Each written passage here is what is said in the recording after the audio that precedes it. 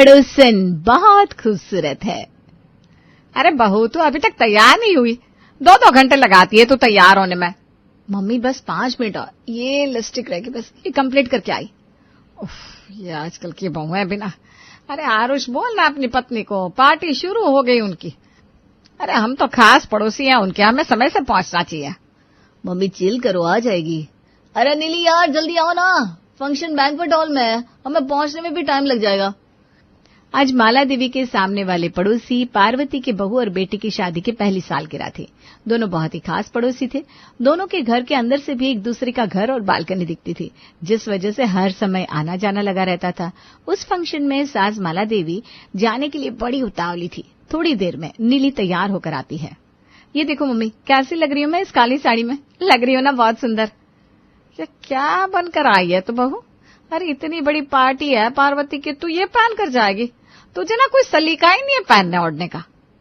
Mummy मैंने शीशा देखा है, मैं इतनी तो सुंदर लग रही हूँ इस काली साड़ी में, क्या कमी है इसमें? हाँ दिख तो रही है, ना ढंग से मेकअप किया, ना पहनने ओढ़ने का तरीका, ना ढंग का हेयर स्टाइल। अरे उससे देख पार्वती के बहू ऐश्वर्या को, एक तो इतनी खूबसूरत, ऊपर से उसका रख रखाव। अरे पार्वती का तो भाग ही खुल गया जो इतनी अच्छी बहू मिली इसे। एक मैं हूँ एक नंबर की निकम्मी बहू मिली है मुझे। क्या मम्मी, आप बात बात पे मुझे उस ऐश्वर्या से क्यों कंपेयर करती रहती हो? माना कि वो बहुत खूबसूरत है, पर मैं भी सुंदर हूँ, किसी से कम थोड़ी ना हूँ। अरे बस कर, कितनी सुंदर है सबको पता है। आरुष समझा अपनी पत्नी को और कुछ सिखा इसे। मैं बाहर इंतजार कर रही हूँ, जल्दी से लेकर आ इसे। सास बाहर चली जाती है, लेकिन नीली पूरी की पूरी गुस्से से भर चुकी थी। अब आपको भी मेरे से ज्यादा हसीन वो ऐश्वर्या ही लगती होगी ना, मम्मी की तरह। कैसी बात कर रहे हो यार, मैं क्यों उस ऐश्वर्या को पसंद करूंगा? अगर ऐसा है ना तो मम्मी जी को कुछ बोला क्यों नहीं? सच तो यही, आप सबको बस वही ऐश्वर्या भाती है, मैं किसी को पसंद नहीं हूँ।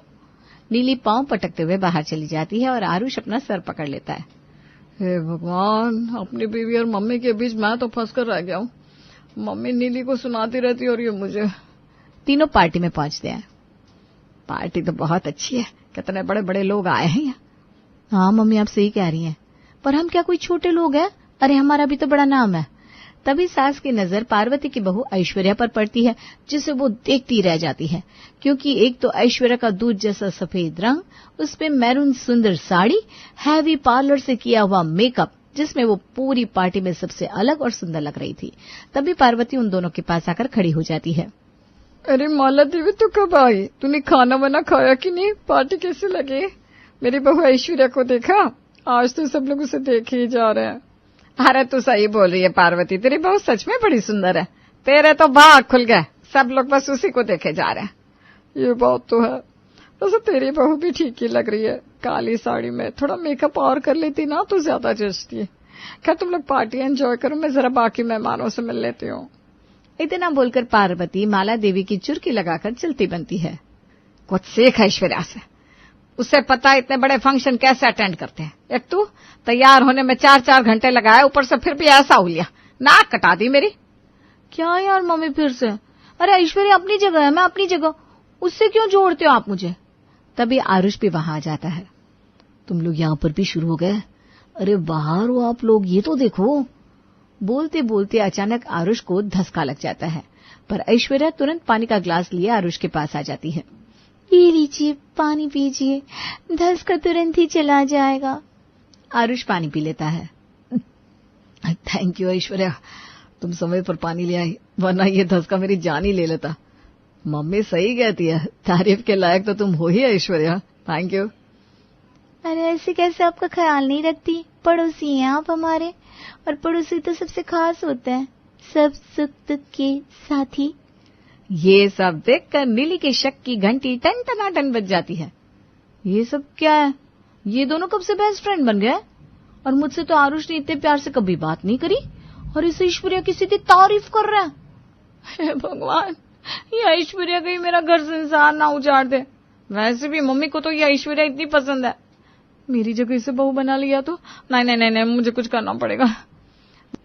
नीली आरुष का हाथ पकड़ती है और उसे खींचते हुए बाहर ले जाती है, जिसे देखकर ऐश्वर्या और नीली की सास माला देवी और आरुष तीनों हैरान हो जाते हैं। कुछ काम होगा बेटा, तू दिल पर ना ले, तू बाकी मेहमानों को देख। और हाँ, बहुत सुंदर लग रही है, अपनी नजर उतार लेना। जी आंटी। उधर आरुष हैरान होकर नीली से पूछता है, ये सब क्या था नीली? अरे सब लोग देख रहे थे। सच सच बताओ, आपका और ऐश्वर्या का क्या चल रहा है? आप उसे पसंद करने लगे हो ना? हे भगवान, नीली तुम्हारा दिमाग खराब हो गया है क्या? मैं ऐसा क्यों करूंगा? अरे मेरी तुमसे शादी हो चुकी है। मैं सब जानती हूँ आजकल क्या क्या चल रहा है। आप ना उस ऐश्वर्या से दूर रहिए, बस बता रही हूँ। अभी के अभी घर चलिए। आरुष चुपचाप नीली के साथ घर आ जाता है और ऐसे ही कई दिन बीत जाते हैं। एक दिन ऐश्वर्या हाथ में एक टिफिन लिए उनके घर आती है। आंटी जी ये लीजिए, मैंने सोया चाप बनाई थी। मम्मी जी ने कहा आपको और आपके बेटे आरुष को सोया चाप बहुत पसंद है, तो मम्मी जी ने आप दोनों के लिए भेज दिए है। अरे वाह ऐश्वर्या, जरा चखा तो सही कैसी बनाई है। माला देवी सोया चाप चखते ही ऐश्वर्या के गुणगान करने लगती है। वाह क्या स्वाद है तुम्हारे हाथों का ऐश्वर्या। लगता है ये किसी होटल में बनी हो। तुम सिर्फ सुंदरी नहीं, गुणवान भी हो। कितना स्वादिष्ट खाना बनाती हो। माला देवी के तो भाग ही खुल गए। ऐसा नहीं है आंटी जी, बस प्यार से बनाती हो तो स्वाद खुद ही आ जाता है। देख रही है नीली बहू, ऐश्वर्या कितनी संस्कारी है। बोलने का भी क्या सलीका है, और खाने के स्वाद के तो क्या कहने। आहा। अरे तू एक काम कर, ऐश्वर्या से ही थोड़ा खाना बनाना सीख ले। हमेशा वो फीका पकवान बनाकर रख देती हो। मैं क्यों सीखूं मम्मी जी, मैं पहले से इतना स्वादिष्ट खाना बनाती हूँ, मुझे भला सीखने की क्या जरूरत है। अरे कम मिर्च मसाले हेल्थ के लिए अच्छे होते हैं। नीली सही तो कह रही है आंटी, उसे खाना बनाना आता होगा। बाकी मैं आपके लिए अपने हाथ का कुछ न कुछ बना हुआ चटपटा खाना भेजती रहूंगी। मैं चलती हूँ, और ये थोड़ी चाप आरुष के लिए भी रख दीजिएगा। ऐश्वर्या चली जाती है, पर आरुष के बारे में सुनकर वो अंदर तक सुलग जाती है। देखा, ऐश्वर्या को तूने कड़वा जवाब दिया, तब भी वो मुस्कुराते हुए चली गई। अरे गुणों की खान है ऐश्वर्या, कुछ सीख उससे। तेरे तो खाने में भी स्वाद नहीं, और जबान तो आहा एकदम करेला। मम्मी जी मैं ना अभी बहुत गुस्से में हूँ, ये सब बातें बाद में करेंगे। मैं कमरे में जा रही हूँ, आज मुझे बिल्कुल तंग मत करिएगा। नीली गुस्से में अपने कमरे में चली जाती है और गुस्से में रात का खाना भी नहीं बनाती। रात को जब आरुष कमरे में आया तो, अरे नीली तुम यहाँ अकेले ऐसे क्यों बैठी हो? मम्मी ने बताया तुमने आज खाना भी नहीं बनाया। फिर मम्मी ने मुझे वो सोया चाप दी जो ऐश्वर्या मेरे लिए लाई थी ना। बड़ी भूख लगी थी, स्वाद ही आ गया। सच में बहुत अच्छी बनी थी। स्वाद तो है ऐश्वर्या के हाथों में। स्वाद तो लगेगा ही ना आपको, पसंद क्यों करने लगी हो उस ऐश्वर्या को? आपकी माँ को भी वही पसंद है ना, आपको भी वही पसंद है। अरे क्या बात कर रही हो यार नीली, मैं क्यों पसंद करूंगा उसको? तुम गलत समझ रही हो। गलत तो मैं अभी तक थी, सच तो अब समझ में आ रहा है।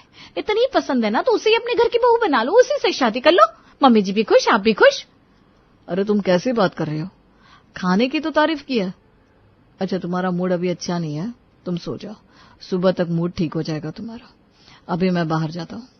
ऐसे ही कुछ दिन और बीत जाते हैं। ऐश्वर्या आए दिन घर में आती जाती और सास उसके गुणगान गाती, और हमेशा की तरह नीली को उसके सामने कम समझती, और अक्सर कुछ ऐसा हो जाता जिससे नीली आरुष और ऐश्वर्या पर शक करने लगती। उस दिन भी माला देवी ऐश्वर्या के घर से आई थी। अरे बहू, यह घर को कितना गंदा करके रखा। अभी अभी पार्वती के घर से आ रही हूँ, क्या जबरदस्त चमका के रखा है ऐश्वर्या ने घर को। थोड़ी तू भी साफ सफाई किया करना बेटा। मम्मी जी कहाँ है गंदगी, सब कुछ साफ तो है। अभी थोड़ी देर पहले तो सफाई की थी।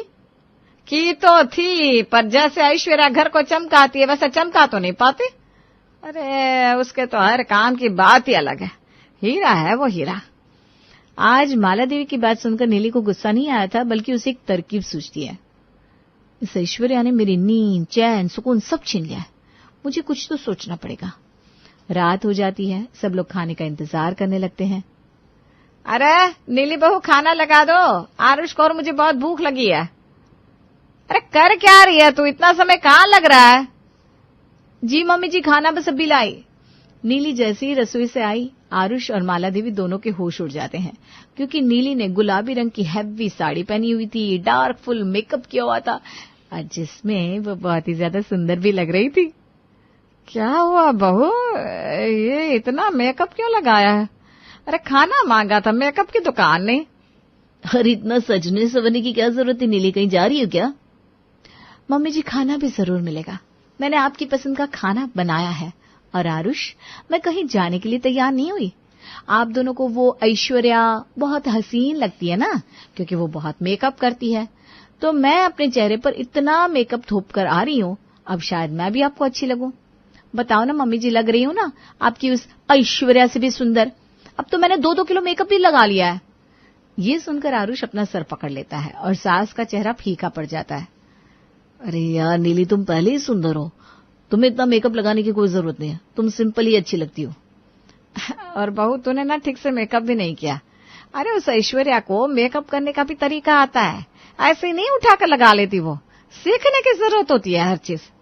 चल अब फैशन शो हो गया है तो खाना लगा दे, कलेजा खींचा जा रहा है भूख से। नीली सबके लिए खाना लगा देती है। खाने का पहला निवाला खाते ही माला देवी चीखते हुए उछल कूद करने लगती है।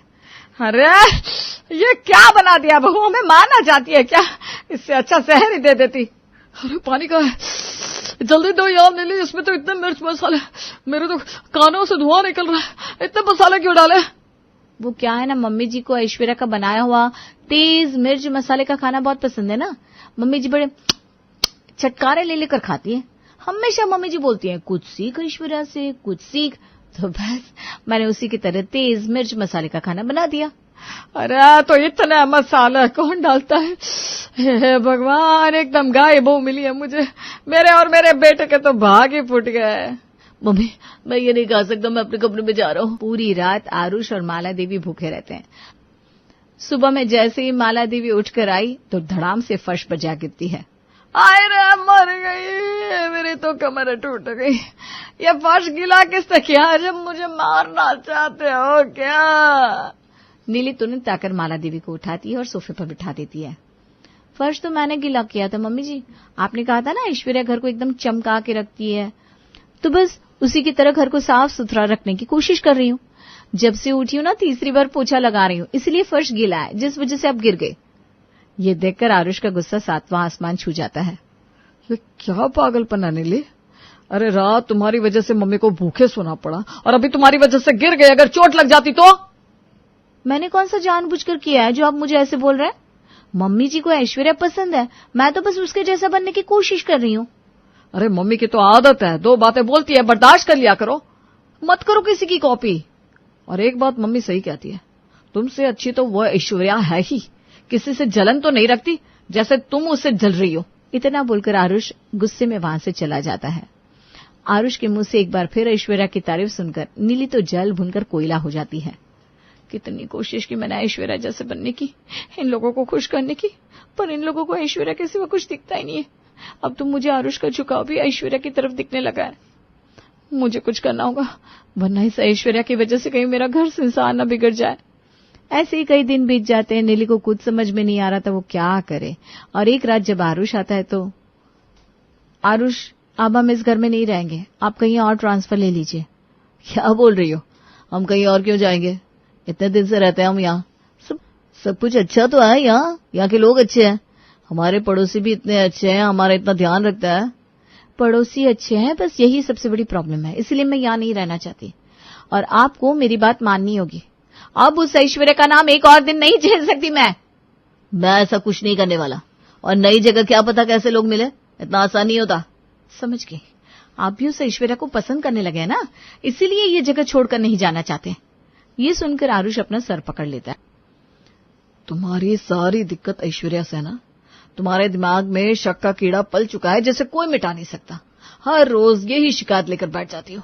अब तुम्हारा शक तभी दूर होगा जब हम यहाँ से कहीं और चले जाएंगे। मैं कल ही ट्रांसफर ले लेता हूँ, पैकिंग शुरू कर दो। ये सुनकर नीली तो खुशी से फूल की तरह खिल उठती है और जब ये बात सास को पता चली तो वो तो मायूसी हो जाती है। अरे घर बदलने की क्या जरूरत थी, सब कुछ इतना अच्छा था, इतने अच्छे पड़ोसी थे, इतने सास से यहाँ रहते थे। ये सब आपकी मीठी जबान और आपके मीठे पड़ोसियों की वजह से हो रहा है। अब चलिए, गाड़ी आ गई है। वो सब लोग नए शहर में जाकर शिफ्ट हो जाते हैं। आरुष अपने काम में बिजी हो जाता है और सास उदासी बैठी रहती है। शुक्र है यहाँ आ गए, यहाँ आकर सब ठीक हो गया, वरना उस ऐश्वर्या की वजह से तो मेरा जीना ही मुहाल हो गया था। खाना लगा देती हूँ, आरुष आती होंगे। आरुष आता है, खाना भी लग जाता है। तभी उनके घर में मैरून साड़ी पहने एक बेहद ही खूबसूरत नई नवेली सी दिखने वाली बहू खड़ी थी। अरे वाह, इतनी सुंदर बहू, इतनी नजाकत। बेटा कौन हो तुम? क्या तुम कोई परी हो? परी तो नहीं हो आंटी, पर मेरा नाम परी है।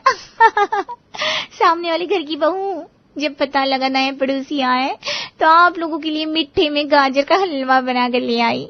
मीठा शुभ होता है ना, टेस्ट करिए ना आंटी जी कैसा है। ये देखकर माला देवी जी की खुशी का ठिकाना नहीं रहा। अरे परी बेटा, तूने तो हमारे पुराने पड़ोसी ऐश्वर्या की याद दिला दी। तू तो ऐश्वर्या से भी सुंदर है। ला चखा चखा, मैं भी देखूं कैसा बना है गाजर का हलवा, इतने प्यार से जो बनाया तूने। लीजिए ना आंटी।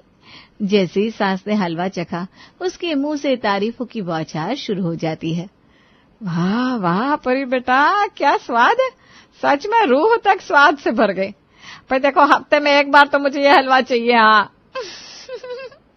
अरे आंटी जी, अब तो हम पड़ोसी हो गए, अब तो आना जाना लगा रहेगा। और सिर्फ हलवा नहीं, बहुत कुछ अच्छा बनाती हूँ मैं, रोज कुछ न कुछ लेकर आती रहूंगी। परी और माला देवी बातों में मगन हो जाते हैं। ये देखकर नीली का चेहरा तो भाई देखने लायक था, जिसे देखकर आरुष जोर जोर से हंस पड़ता है। तो मिसेस आरुष, मम्मी को तो दूसरी ऐश्वर्या मिल गई, अब कहाँ ट्रांसफर करवाना है हमारा? बता दो भाई, कर देंगे। ये सुनकर नीली आरुष को गुस्से से घूरती है। हे भगवान, मेरे नसीब में चैन से जीना ही नहीं लिखा क्या? ये खूबसूरत पड़ोसी ने मेरा सुख चैन सब लूट लेती है। नीली अपना सर पकड़ लेती है और आरुष जोर जोर से हंसने लगता है।